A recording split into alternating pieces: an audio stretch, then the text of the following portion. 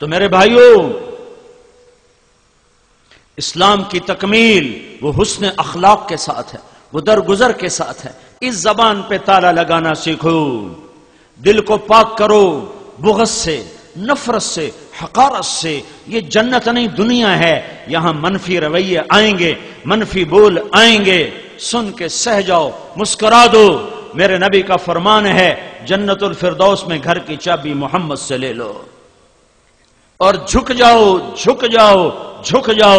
میرے نبی کا فرمان ہے اگر عزت گھٹ جائے تو مجھ سے لے لینا، میں دے دوں گا۔ تمہیں کہیں گے بس ہار گئے ہو، بس ختم ہو گیا پیچ توڑا، اتنا ہی پیچ آئی، نک بٹھا کے بہ گئے ہو۔ یہ شیطان سے بھی بڑے انسان ہیں، ایک دوسرے کو لڑانے والے۔ ان سے اللہ ایسی نفرت کرتا ہے جیسے تم پاخانے سے نفرت کرتے ہو۔ اپنے گھروں کو، اپنے محلوں کو آباد کرو، میٹھے بول سے، درگزر سے۔ میرے نبی نے فرمایا علی، طلاق سے بچنا، جب ناجائز طلاق دی جاتی ہے تو اللہ کا عرش کانپ اٹھتا ہے۔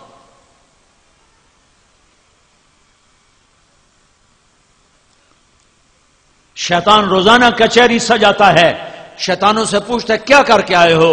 وہ کہتا ہے یہ کیا، وہ یعنی قتل کروایا، چوری کروائی، ڈاکہ ڈلوایا، نماز نہیں پڑھنے دی، روزہ نہیں رکھنے دیا، سود کھلا دیا، جوا کھلا دیا۔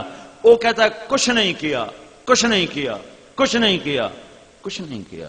ایک شیطان پیچھے سے کھڑا ہو کر کہتا ہے حضور میں نے میاں بیوی کو لڑایا۔ وہ کہتا ہے شاباش بیٹا، تو کام کر کے آیا ہے۔ اسے آگے بلاتا ہے، اسے گلے لگاتا ہے اور اسے اپنے پاس بٹھاتا ہے، کہتا ہے کم بختو یہ کام کر کے آیا ہے۔ شرابی کی شراب اس کی ذات تک، جواری کا جوا اس کی ذات تک۔ میاں بیوی کی لڑائی نسلوں کو آگ لگا دے گی، اگلی اولاد برباد ہو جائے گی۔ یہ سب سے بڑا کام ہے۔ نبوت والے اخلاق سیکھو، اللہ کا واسطہ دیتا ہوں۔ ایک عابد کا میں نے پڑھا 300 سال اپنی عبادت خانے سے باہر نہیں نکلا سوائے پیشاب ضرورت کے لیے، اور 300 برس مصلی پہ گزار دیے۔ اس کی عبادت کے سامنے اس امت کے 60-70 سال کی عبادت چیدارت کیا رکھتی ہے معنی؟ کیا مطلب ہے اس کا؟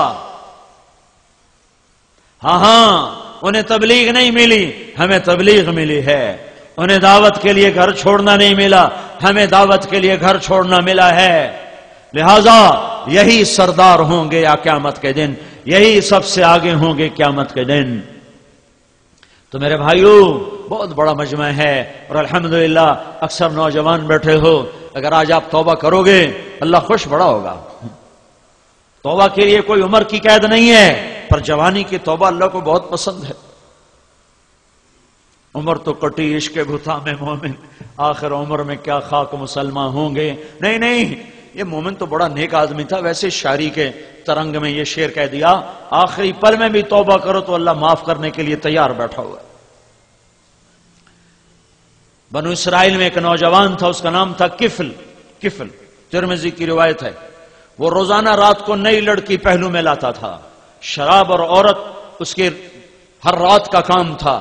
ایک رات ایک لڑکی کو لے کر آیا 60 دینار پر، آج جو سونے کا ریٹ پہنچ چکا ہے اس پر 60 دینار اب 10 لاکھ کے برابر ہو چکا ہے۔ ایک عورت کے لیے ایک رات کا حرام 10 لاکھ روپیہ خرچ کرنے والا کتنی دولت ہوگی؟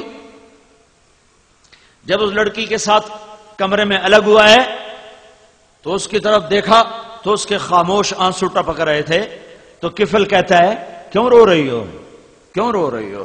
تو وہ کہنے لگی میں پیشہ ور نہیں ہوں، میں عزت دار ہوں، مجھے بھوک نے یہاں تک پہنچایا ہے۔ تو کفل لرز گیا اور اس کی آنکھوں میں آنسو آ گئے اور کہنے لگا تو میری بہن ہے، جس عزت کے ساتھ آئی تھی اسی عزت کے ساتھ چلی جا، میرے لیے دعا کر، میں بڑا کمینہ انسان ہوں، اللہ مجھے معاف کر دے، میں تیرے آنسوؤں کے طفیل توبہ کرتا ہوں۔ کفل کو نہیں پتا اگلے لمحے کیا ہونے والا ہے۔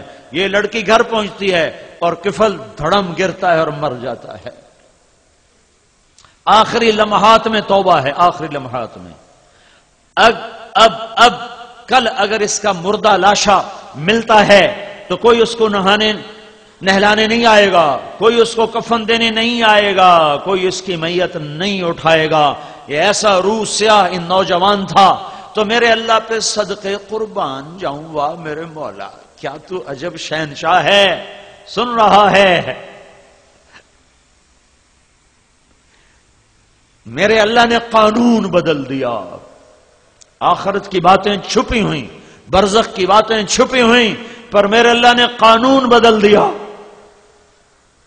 جب صبح ہوئی تو لوگوں نے دیکھا کفل کی دیوار پر، دروازے پر نورانی سطروں میں لکھا ہوا تھا ان اللہ قد غفر للکفل. اللہ نے یقیناً کفل کو معاف کر دیا ہے. جاؤ جنازے کا انتظام کرو، جاؤ کفن دفن کا انتظام کرو. رب کی رحمت اسے اپنی چھاؤں میں لے چکی، وہ اللہ کی رحمت کی جھولی میں آ چکا ہے. یہ تو بنی اسرائیل کا تھا. آخری پل کی توبہ نے اسے اتنا اونچا اڑایا. ہمارے پیچھے تو محمد مصطفیٰ کے آنسو ہیں، بارش کے قطروں کی طرح، گھنگور گھٹا کی طرح. اندر غم ہے، غم ہے.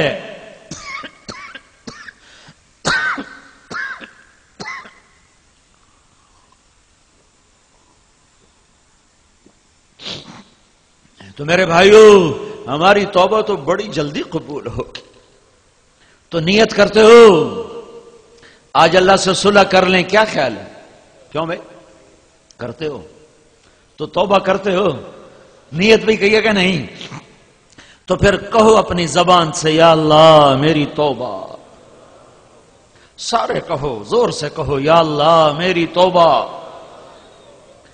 پھر کہو ایک دفعہ سارے آخر تک یا اللہ میری توبہ. 3 دفعہ اس لیے کہلواتا ہوں کہ اللہ کرے تیسری دفعہ تمہاری زبان کے ساتھ تمہارا دل بھی بولے. جب دل بولتا ہے تو میرے رب کی قسم 16 سال ہوں یا 1600 سال ہوں، 20 سال ہوں عمر یا 200 سال ہو، جب آدمی کہتا ہے یا اللہ میری توبہ تو اللہ اس کے سارے ایک دم معاف کرتا ہے اور کہتا ہے جاؤ میں نے معاف کیا اور مجھے کوئی پرواہ نہیں ہے. تو یہ سارا مجمع جو اس وقت بیٹھا ہوا ہے اگر دل سے بولا ہے تو اللہ کی قسم خوشخبری لے لو کہ تمہارے سب معاف ہو گئے اور اللہ کی رحمت نے تمہیں گھیرے میں لے لیا ہے، ڈھانپ لیا ہے.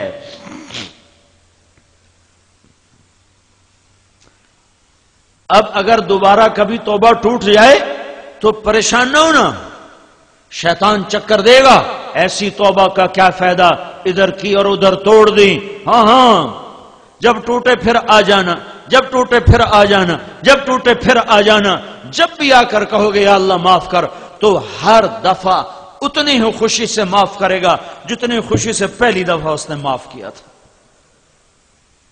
شیطان نے کتنے لوگوں کو گمراہ کر دیا. ایسی توبہ کا کیا فائدہ، ادھر کرتے ہیں ادھر توڑ دیتے ہیں. ادھر کی اور وہاں جا کے توڑنی تھی، یہاں سے وہاں جاتے ہوئے بیچ میں موت آ گئی تو گیا سیدھا جنت میں.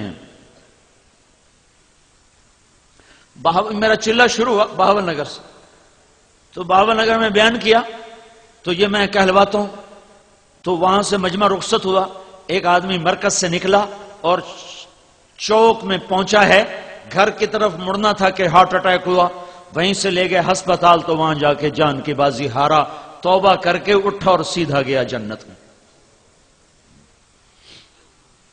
بن توبہ کے کبھی پھر کر لوں گا، پھر کر لوں گا، وہ پھر کبھی نہیں آئے گی. کل کروں گا، وہ کل موت پہ آتی ہے، اس سے پہلے نہیں آتی. تو توبہ تو سب نے کر لی نا بھائی. ہاں اب یہی پیغام لے کر ہم نے اوروں کے پاس جانا ہے، ان سے بھی توبہ کروانی ہے. یہ ایک مستقل محنت کی ترتیب ہے، نقل و حرکت کی ترتیب ہے. ہر مہینے اپنے مقام پر رہو، 3 دن ہر مہینے نکلتے رہو. شہر کے دور ہو اپنی مسجدوں سے 3 دن کے لیے نکلو. شہر میں رہتے ہو، یہ اس روڈ پر تمہارا مرکز ہے، وہاں جمعرات کو جاؤ